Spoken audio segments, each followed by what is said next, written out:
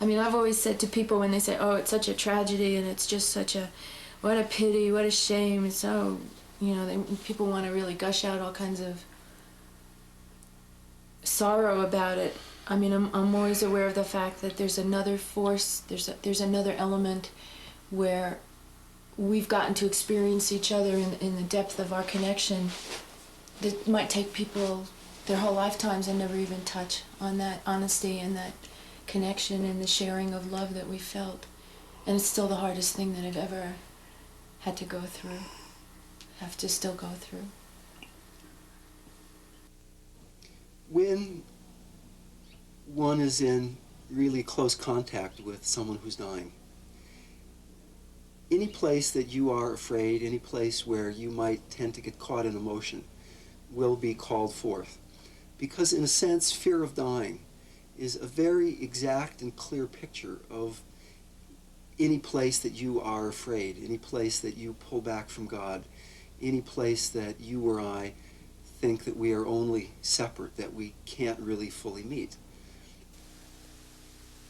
My own fear is undeniable. I've grown to become less afraid of the actual death, and there still is a considerable fear around dying, about being debilitated, being in a lot of pain. I try not to dwell on this because it seems to serve not much purpose. There are ways, in terms of medication and in terms of meditation, to deal with pain. One of the major drawbacks is that people are afraid. I don't think I'll be able to do this. I don't think I can do hospice work. I don't know enough. I might make a mistake. And in my experience, I think that just not to be afraid of being afraid, to be willing to learn on the job, so to speak. An interesting aspect of the fear is how people who I've loved and have loved me for a long, long time have responded to this illness. There have been a few friends who are as close to me as human beings can be. And at times they are totally compassionate and they're extremely close and responsive. And then they'll back away. The fear of them recognizing in themselves what I'm going through and how they can translate that into their own experience often leaves people helpless, speechless, not knowing what they can do. But one thing that I'm really sure of is that all of our friends and all of our family and anybody who's really been in contact with he and I through this thing have really had their lives altered. Even if it's just a teeny weeny drop of seeing that they're unable to write to us or communicate to us because a lot of our friends have stopped getting in touch with us, which was very painful for me. And he'd been through this before, so it was something he was more familiar with. Even if it's just like that, realizing that, I don't ever write to them anymore and I never call them and they've got to take a look at that. Or they refuse to take a look at that. Other friends are having to take a look at the preciousness of their own health. I've heard the phrase so many times, let me know if I can help you. And that generally is a well-meaning phrase. But there's very little people can actually do to help me except love me. But what's so important now is to know that people are with me.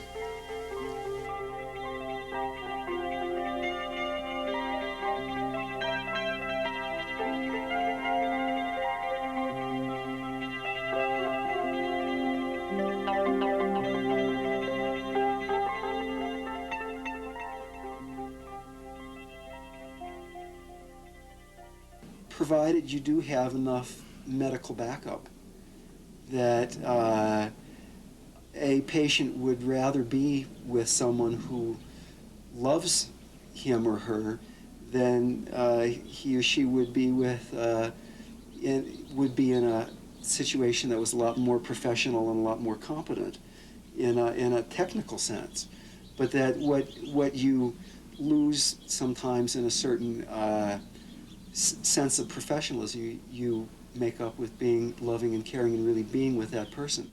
Just like to sit here with you and touch you, and that's much more than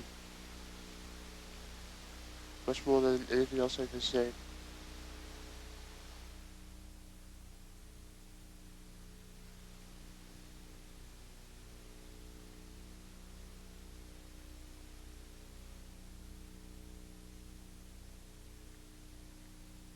I think there's a really important distinction to be made between doing for and being with.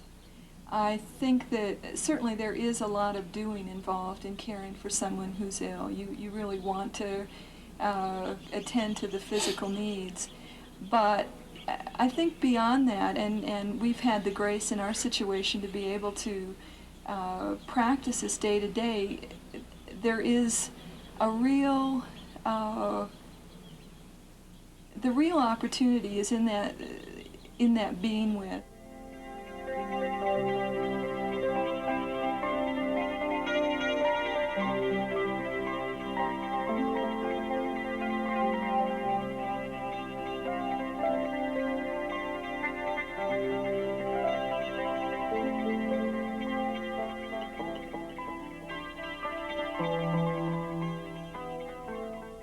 Dying is a part of life in the same way that birthing is, and I feel like culturally we're beginning to experience a renaissance in that way.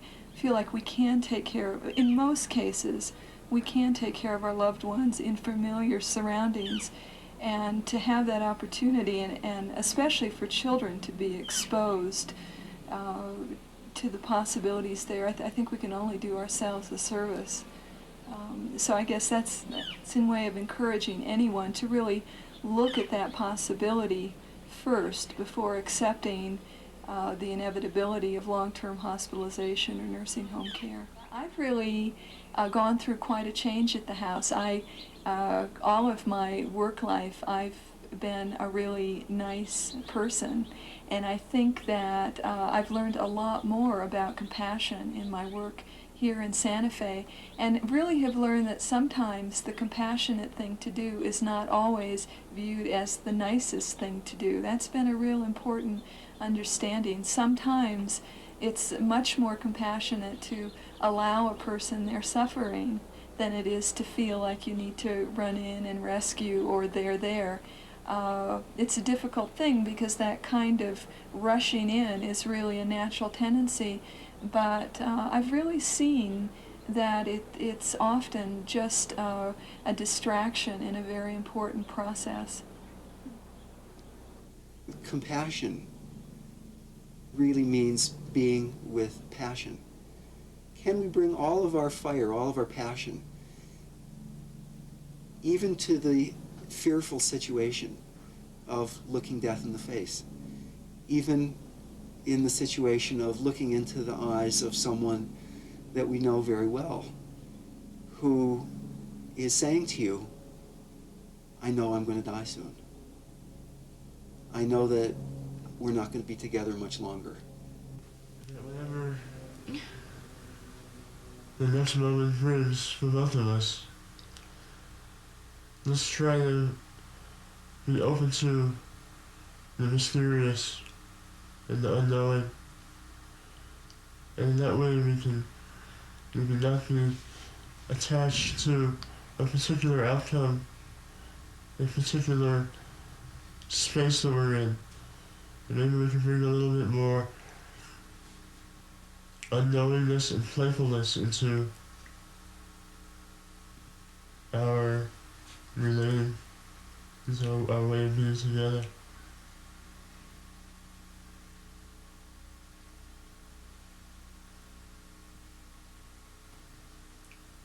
I thank you. Really and truly, thank you for sharing with me and for including me and for loving me. Yeah. And also the way I can say it's been my pleasure.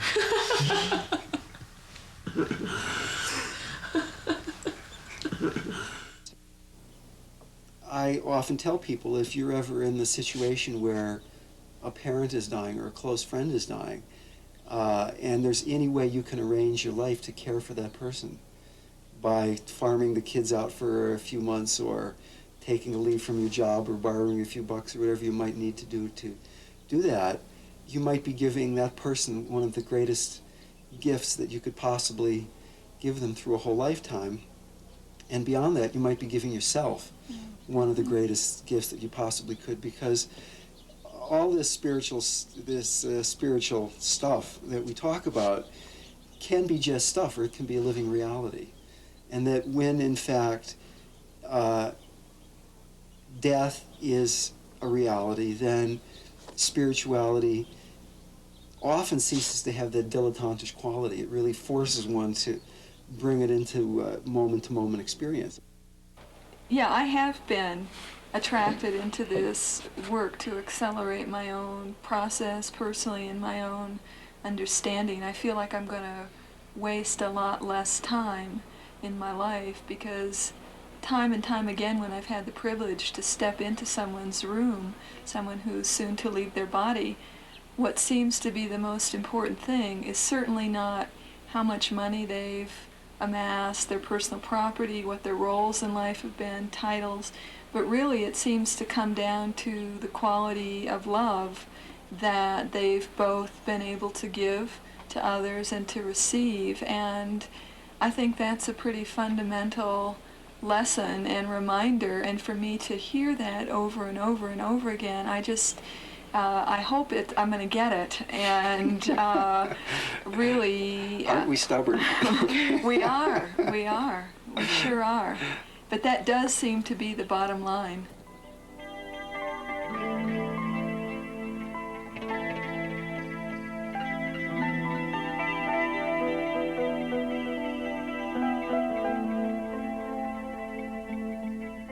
Two weeks before he left his body, David Tirth invited his friends to join him in a ceremony. A fire was built in the woods.